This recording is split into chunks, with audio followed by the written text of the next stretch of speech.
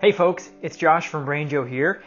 In this short video, I'm going to show you how to read 5-string banjo tablature, or banjo tab for short.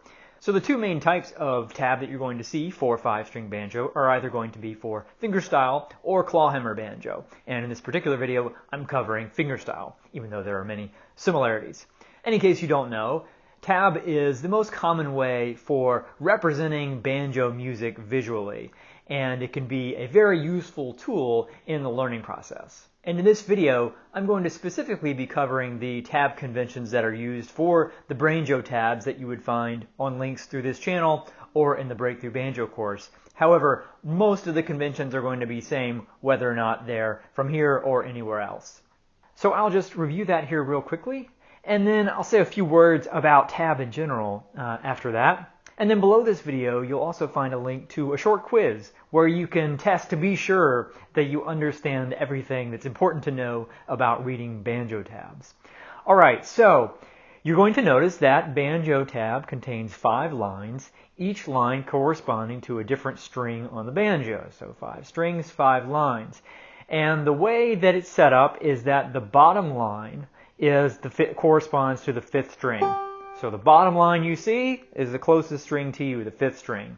And then next to that, 4th string, 3rd string, 2nd string, 1st string. So if we are in standard G tuning or GD-GBD tuning, that means the bottom line is the G string, the second line from the bottom is the D string, or D string, also the 4th string.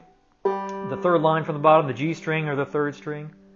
The 4th line from the bottom, second one from the top, is the 2nd string or the B string, and then the top line is the 1st string, the D string in this case. Okay? Now the note that you are to play is simply indicated by placing a number over one of those strings, and the number corresponds to the fret that you push down on that string. And if you see a 0, that simply means that you play the open string. That string isn't fretted.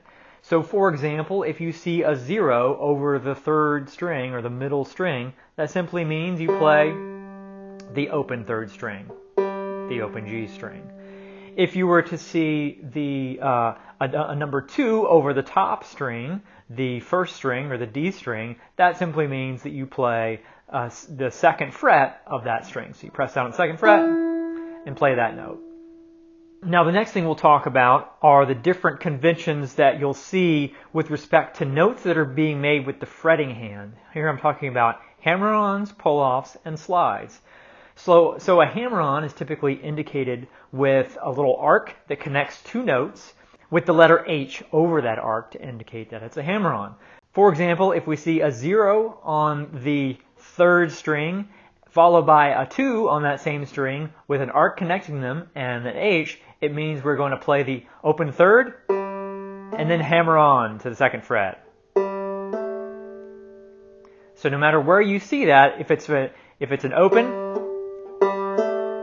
or a fretted, for example, say we saw the number 2 on the 3rd string and followed by the number 4 with an arc connecting them and an H over it, that means we're hammering on from the fretted 2nd fret of the 3rd string to the 4th string like this. So again, hammer on, you're just going to see 2 notes, 2 numbers in this case, connected by an arc with an H over it. And a pull-off is very similar, only in this case you're going to see the letter P or sometimes PO over the arc, again connecting the 2 notes, only in this case you're starting from a fretted note and you're pulling off to another note. So in this case we'll reverse the hammer-on. So now we have the number 2 on the 3rd string followed by the 0 with an arc connecting them and the letters PO on top, indicating that it's a pull-off. So we're going to start by fretting that 2nd fret, the 1st note of the 3rd string, and then pull off. And again, I mentioned that these are fretting hand notes because in these cases, both with the hammer-on and the pull-off, the 2nd note here is being generated by your picking finger. In this case with the pull-off before with the hammer-on. Okay, the left hand or the fretting hand for you left-handed banjo players is the one generating those notes. And then the last one is the slide. So in that case, again, you're going to see 2 notes, 2 numbers on the same string with the letters SL connecting them. So in this case, we have a 2 on the 3rd string, followed by a 4 on the 3rd string, like we did before with the hammer on, only in this case, we're going to slide, meaning we're going to slide our finger all the way down, instead of, as before, doing the hammer on. Similar sound, but you hear that intervening note on the slide, whereas you don't hear it on the hammer on. Alright, the next thing we'll talk about is the picking hand. Now, if it's a tab for 2-finger, there's really nothing to specify. You can be pretty well certain that if it's strings 2 through 4, then your thumb is the one that's playing those. If it's the 1st string, it's going to be your index finger. So there's no need to really specify what finger of your picking hand you need to use. And then there's a convention that we'll use for the 3-finger tabs, which is that we will assume that the 1st string will be played by the middle finger, the 2nd string will be played by the index finger, and the thumb will play the 3rd string, the 4th string, and the 5th string. And only when there are deviations from that convention will you see a letter underneath the tab to indicate what finger to use if it's different than the convention. So in this measure here, there are 2 instances where the 3rd string is being played not by the thumb, but by the index finger, and that's because we have just struck the 4th string with our thumb, so we don't have time to get there, so we're going to use the index instead. And as you get familiar with banjo playing and reading these tabs, you'll pretty much know when this is necessary. You'll know, you won't need that reminder that that's what you should use there.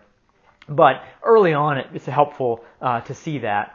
To realize that you don't have to try to pick both of those strings with your index, with your thumb. And that's really all there is to it. In general, you shouldn't be using the tab to know how the song goes or to understand the rhythm. Even though there are indications of the rhythm or how long each note is in the tablature, I would recommend not using the tab for that, but using your ear as a guide. So using the tab to make sure you know where the notes are, and so forth, and what techniques to use to get them with, but otherwise using your ear to do the rest.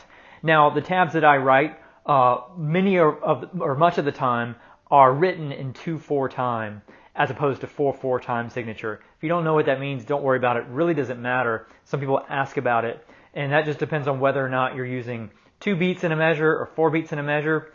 And for most banjo tab can be written in 2/4 time, but it could also be written 4/4 time. Both will work. I find 2/4 to be simpler. And all that means is when you see each measure of tab, so where you see the horizontal lines, two horizontal lines form a measure, and you can think of one measure equaling 2 boom chucks on a guitar. If you were hearing somebody back of a banjo player playing a song, boom chuck is going to be one measure. So that's 2 beats, the booms being the beat. Again, that may not make sense to you now, it may make sense to you later, and it really doesn't matter too much in terms of the and how you understand or how you play the tab if you're just using your ear. But that may help you to kind of get a frame of reference on how this sounds against some kind of backing rhythm. Now, in some circles, tablature can be somewhat controversial. I think it's needlessly so, but it's kind of arises from people seeing it as an either-or situation, like you either have to use it or you don't. But in my opinion, whether or not it's helpful or harmful is entirely depends on how you use it. So in this case, the tabs that I use is as an aid to communication, and it can really be helpful in being able to see something visually that would be hard to describe otherwise. And you can actually appreciate patterns that your ear might have missed. I know for me, there were several times in my own musical journey where simply seeing something that I'd been hearing visually represented just unlocked exactly like, oh, that's how you do that. Whereas it may have taken me a long time if I hadn't had that. What you don't want to do, what we're not trying to do, is learn how to play by rote. Meaning, in classical music tradition, like classical piano, the object of the game is to be able to take a piece of music and play that on the piano, right? Is to really translate what you're seeing on the printed page into the movements of your fingers. That's not the objective here. The objective ultimately is for us to play the music in our heads on our banjo. But tab can be very useful in speeding up that process, and it can also really help us to learn to play great music earlier in our journey that's super rewarding and makes us want to keep playing. And so again, I think it's a very useful tool, and it can speed up the learning process, and it won't undermine your ability to play by ear, provided you use it in the right way. And lastly, it's also important that you don't try to play something you've never heard before straight from tab. Always make sure you've heard the song you're trying to play before you play it. Ideally, that you've heard that particular version that the tab is for before you set out to play it. And that's why in the Breakthrough Banjo course, you'll find demonstration videos for all the tabs that are part of the course and part of the tab vault, which contains a few hundred tabs now for both 2 and 3 finger banjo. Also, remember, if you want to test yourself to make sure you understand how to read the banjo tab, you can take the short quiz that is linked below.